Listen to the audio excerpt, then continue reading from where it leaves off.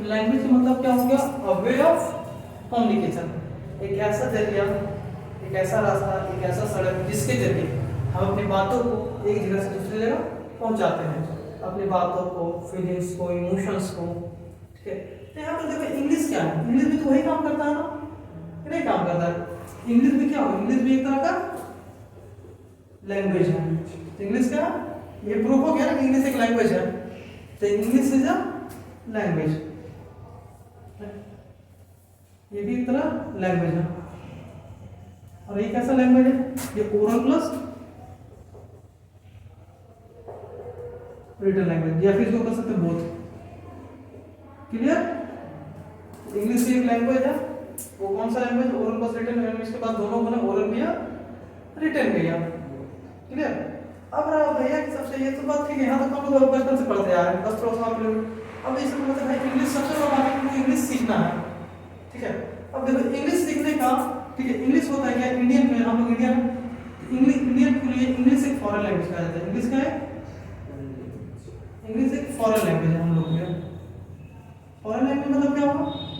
Foreign language मतलब होता है विदेशी भाषा। विदेशी भाषा मतलब ये तो बस हिंदी का नाम है, लेकिन इसका मोटा मोटी समझते हैं। फॉरेन लैंग्वेज मतलब एक होता है क्या, मेनली दो तरह के लैंग्वेज होते हैं।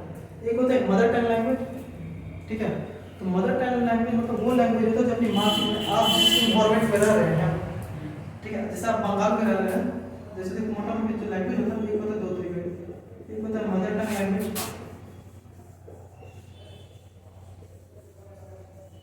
ठीक है, दूसरा होता है फॉरेन लैंग्वेज।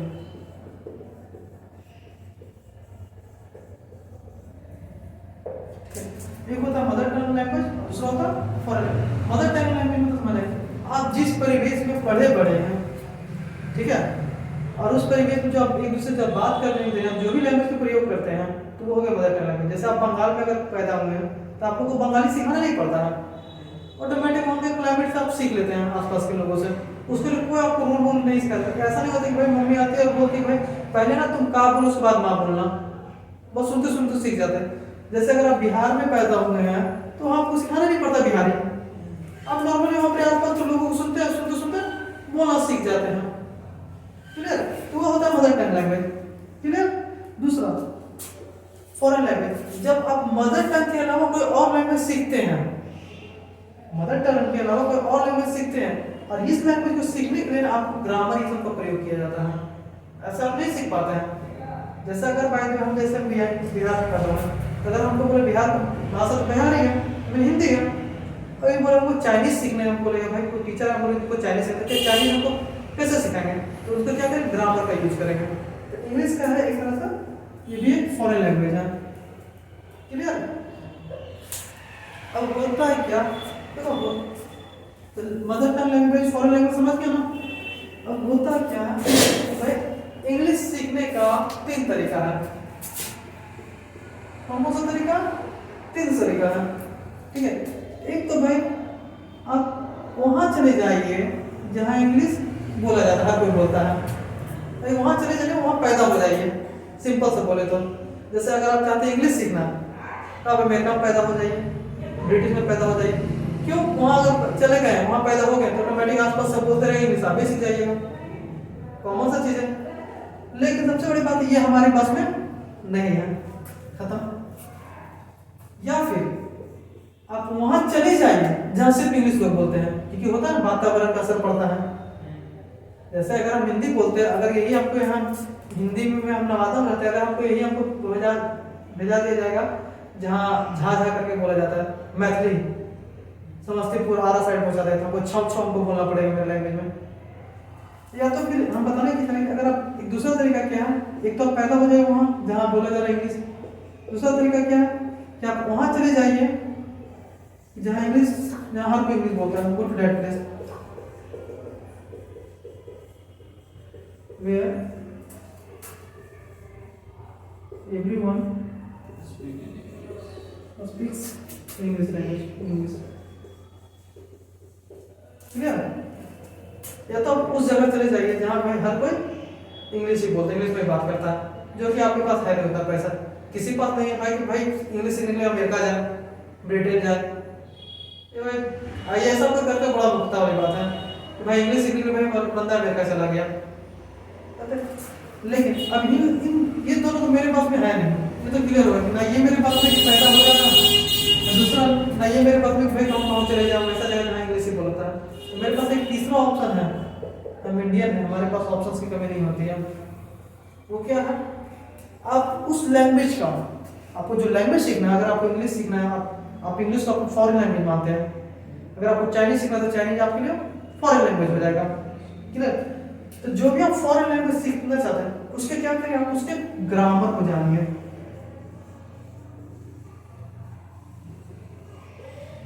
उसके क्या जानिए, ग्रामर। तो ग्रामर को कैसे आना, मतलब इंडिया में क्या कि लोग ग्रामर को भाई क्या बोलते हैं, ग्रामर मतलब भाई rule, subject plus verb plus, अरे यार कोई लैंग्वेज पढ़ना है, मैथ नहीं पढ़ना है जो जोड़ घटाव करते जा रहे हो। तो पहले बता दे हम भाई रूल से कतई खिलाफ है, रूल बताएंगे नहीं, एकदम ध्यान में कान में वो डालो, क्या बोलते हैं उसको, बोलते हैं ठट्टी बट्टी, ये रूल तो भाई मेरे पास चलेगा नहीं। ग्रामर का मतलब होता है क्या, ग्रामर का मतलब होता है लॉजिक, ठीक है। ग्रामर का मतलब होता है साइंस, क्लियर। ग्रामर का मतलब साइंस, लॉजिक। आप अगर किसी भी भाषा को सीखना चाहते हैं, जो भी आप फॉरेन लैंग्वेज सीखना चाहते हैं, उसके या तो आप लॉजिक को जान लीजिए या फिर साइंस को जान लीजिए, आप सीख जाइएगा। तो हम जो बताने चाह रहे हैं भाई, हम लोग ले देखिए इंडायरेक्टली हम लोग इंग्लिश ग्रामर पे ही आएंगे, लेकिन वो जो ग्रामर बताने का तरीका रहेगा वो लॉजिकल रहेगा, आपको हर एक चीज प्रूफ मिलेगा। ऐसा नहीं कि हम बोल दिए भाई इंग्लिश मतलब भाई सब्जेक्ट वर्ब ऑब्जेक्ट, नहीं, आपको ये तक जानिए कि सब्जेक्ट के बाद वर्ब कहाँ आता है, वर्ब के बाद ही ऑब्जेक्ट कहाँ आता है। तो ये होता है लॉजिक, ये होता है तरीका पढ़ने का कि भाई सब्जेक्ट के बाद ही वर्ब क्यों आया, वर्ब के बाद ऑब्जेक्ट क्यों आया, कुछ और काहे ना आया, चलो ऑब्जेक्ट वर्ब के बाद ही ऑब्जेक्ट क्यों आया, कॉम्प्लीमेंट भी तो हो सकता था, फिर ऐसा काहे नहीं लिखते हम लोग। तो बहुत सारी चीजें जानने का। तो चलिए हम आज से थोड़ा थोड़ा ग्रामर के बारे में सिखाना शुरू करते हैं। चलिए अब अगर इतना जान लिए आप लोग तो ये बताइएगा कि what do you mean by grammar. Grammar क्या होता है, ये तो हम बता दिए ना। ग्रामर का मतलब होता है क्या, क्या होता है ग्रामर का मतलब क्या होता है, किसी भी भाषा का लॉजिक को जानना या फिर साइंस को जानना, या तो क्या मोटा मोटी जो अंडर डेफिनेशन चल रहा है उसको भी जान लेते हैं। A systematic way of learning any language, a systematic,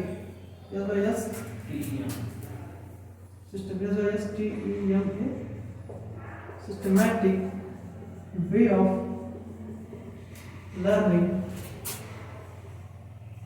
any language।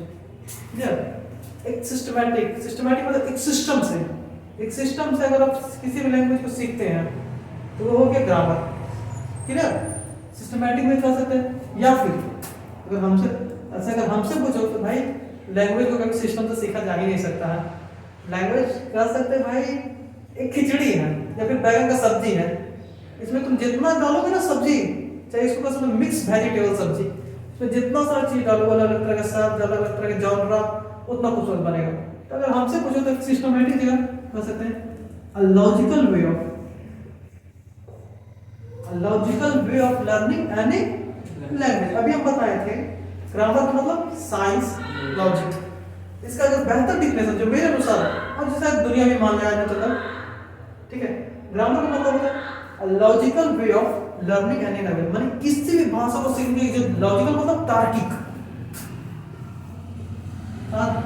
अपना देख लीजिए हिंदी, आपको नहीं पता हिंदी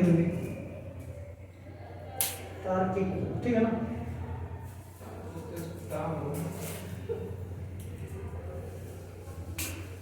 तो हम समझ जाएंगे। अब मैं देख लिया तार्किक क्या होता है, ठीक है, माने एक logical way of any language, learning any language. चलिए इसके आगे बढ़े।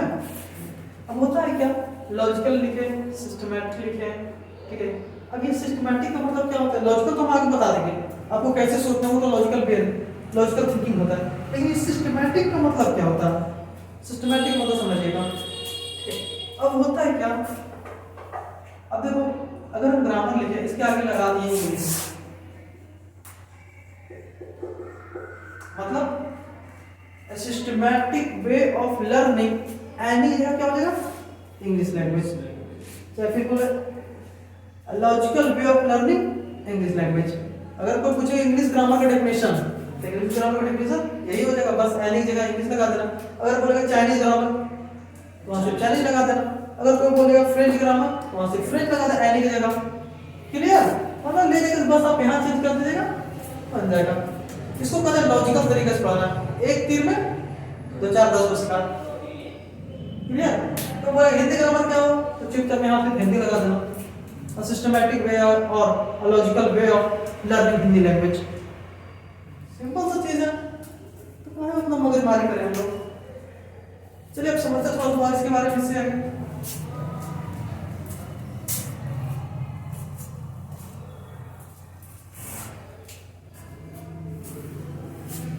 चलिए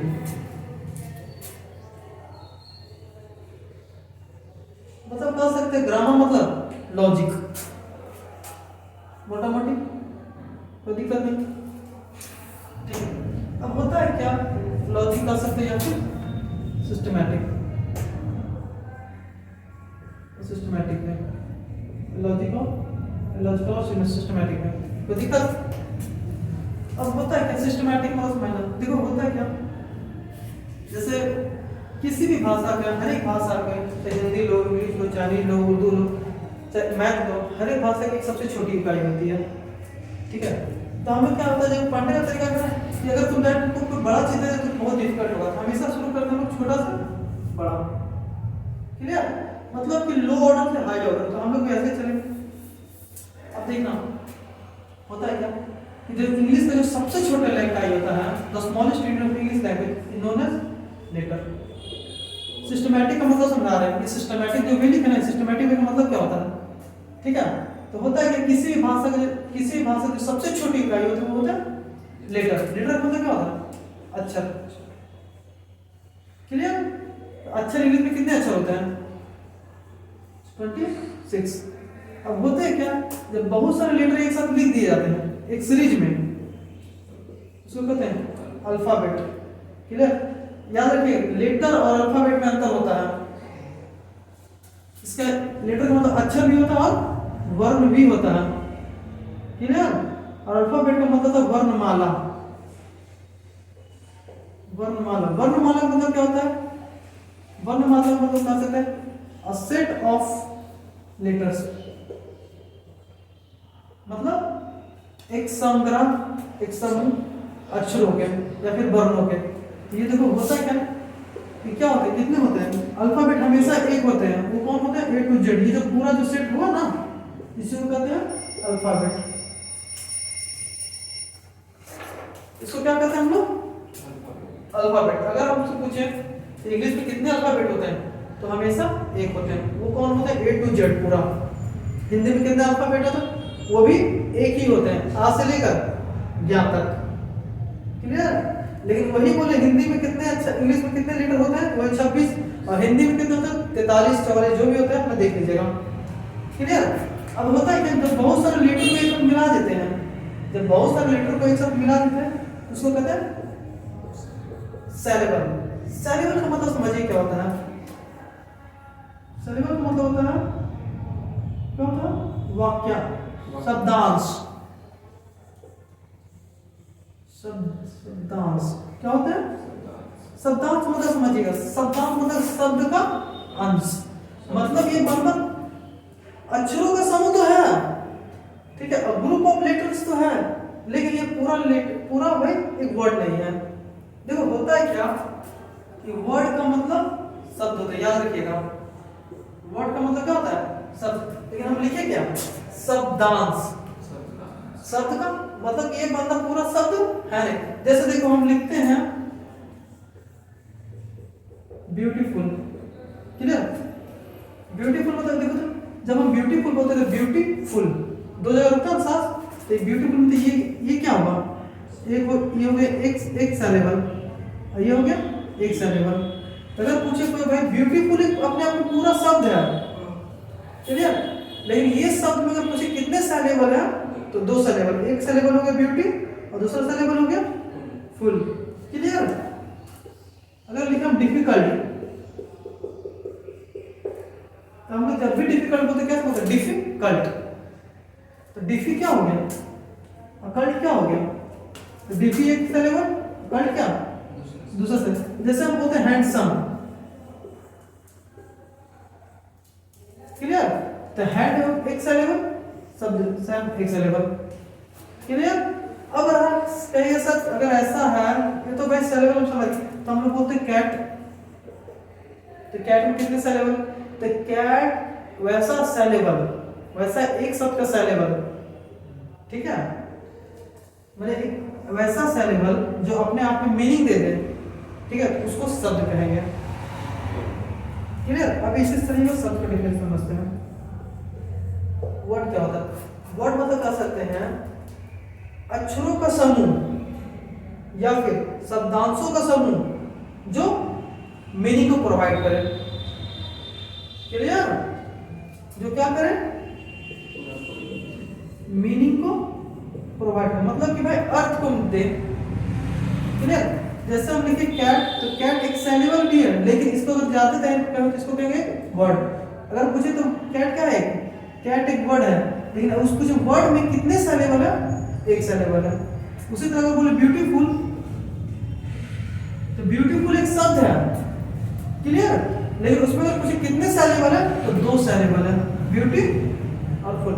मतलब कि सिंपल सा लॉजिक है, ठीक है, कि भाई शब्दों का समूह, शब्दों का समूह या फिर शब्दांशों का समूह, ठीक है, जो एक मीनिंग को प्रदान करे, मतलब एक अर्थ दे, वो क्या हो गया वर्ड। क्लियर। सेलेबल का मतलब होता है क्या, अक्षरों का समूह, ठीक है, जो मीनिंग को प्रोवाइड करे, चाहे ना भी करे तो वो हो गया शब्दांश। मैंने मीनिंग दे तो भी सही, नहीं दे तो भी सही। जैसे तुमको डिफिकल्ट, तो डिफी मतलब कोई मीनिंग देता नहीं देता, कल्ट मतलब कोई मीनिंग देता नहीं देता, लेकिन वही अगर कैट बोले तो कैट मीनिंग भी देता, एक सेलेबल भी है। सेलेबल देखो होता है क्या नहीं, ये बना है फोनिक्स से। फोनिक्स मतलब होता है कि एक डिपार्टमेंट है इंग्लिश लैंग्वेज का, कि जिसमें जरिए हम लोग भाषा को किस तरीके से बोला जाए उसमें हम लोग पढ़ने का है। हालांकि वो बात की बात है, वो आगे बढ़ते हैं। यहाँ तक समझ में आ गया। अब होता है कि जब बहुत सारे शब्द में एक साथ मिला दिए जाते हैं तो बनते हैं फ्रेज। क्या बनते हैं, फ्रेज। फ्रेज का मतलब होता है शब्द। फ्रेज का मतलब क्या होता है,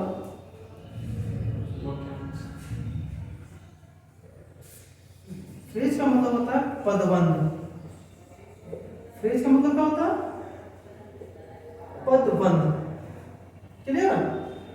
पदबंध देखो होता है क्या ना, जो वर्ड है ना, वर्ड को हम लोग शब्द भी कहते हैं और दूसरा पद भी कहते हैं।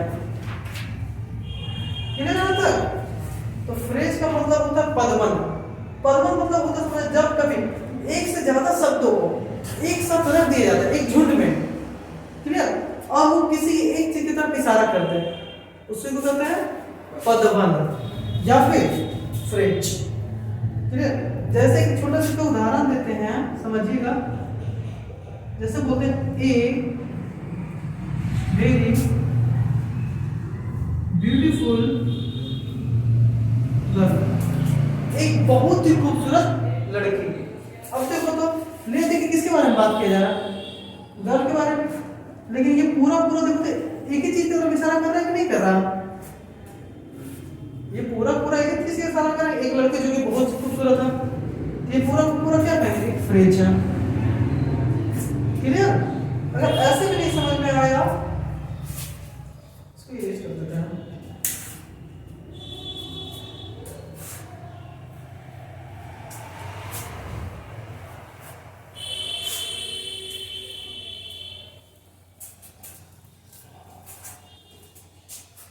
जैसे एक और जैसे एग्जांपल देते फ्रेज का आप लोगों को, जैसे बोले वेरी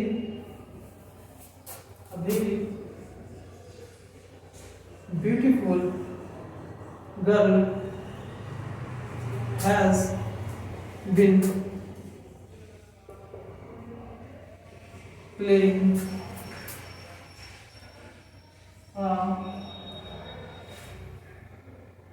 डिजिटल गिटार, ठीक है, नियर द बीच, क्लियर। अब वेरी ब्यूटीफुल कर रहा हूं, देखो तो एक शब्द, दो शब्द, तीन शब्द, चार शब्द, ठीक है, चारों एक साथ रख दिए, एक साथ लिया जाए तो देखो तो एक लड़की की तरफ इशारा कर रहा है, ठीक है, जो बहुत खूबसूरत है। इसको क्या, वो एक ही चीज तरफ इशारा कर रहा नहीं कर रहा, इसको क्या कहेंगे, फ्रेज नंबर वन कर सकते, ये भी एक फ्रेज है। फ्रेज का मतलब यही होता है पद पद, मतलब कि बहुत सारे शब्दों के एक साथ बांध देना और वो किसी खास चीज की तरफ इशारा कर दे, क्लियर। अब देखो तो एक ये भी शब्द था ना, वेरी भी शब्द था, ब्यूटीफुल भी मतलब शब्द था, गर्ल भी शब्द था, चार शब्द एक साथ मिला दिए और एक खास चीज की तरफ इशारा कर रहा है ना, ये क्या होगा, फ्रेज। अब यहाँ देखो, हैज क्या है, एक शब्द है, बिन क्या है, एक शब्द है, प्लेइंग क्या है, एक शब्द है, देखो तो ये तीनों शब्द एक साथ रह गए, इसका मतलब क्या होता है, एक मतलब कि भाई खेलते आ रही है, मतलब कुछ हद तक खेल रही है, नहीं खेलते आ रही है मतलब कि यहाँ बजा, प्ले मतलब वहाँ बजाना, मतलब बजाते आ रही है, कुछ हद तक बजा दी और बाकी अभी बजाना बाकी है।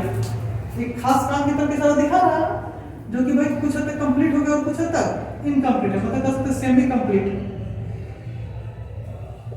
सेमी कंप्लीट एक्शन की तरफ इशारा दिखा रहा है। एक ऐसा एक्शन जो कि भाई कुछ हद तक कंप्लीट हो गया, कुछ हद तक बाकी है, क्लियर।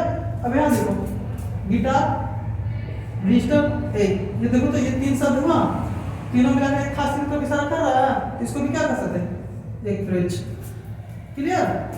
अब यहाँ क्या लिखे, near the beach, near the beach. अब देखो तो एक शब्द, दो शब्द, तीन शब्द, तीनों मिला के देखो तो एक लोकेशन की तरफ इशारा कर रहा है, एग्जैक्ट बीच है, बीच के पास में, इसको क्या कहेंगे, इसको भी एक फ्रेज कहेंगे।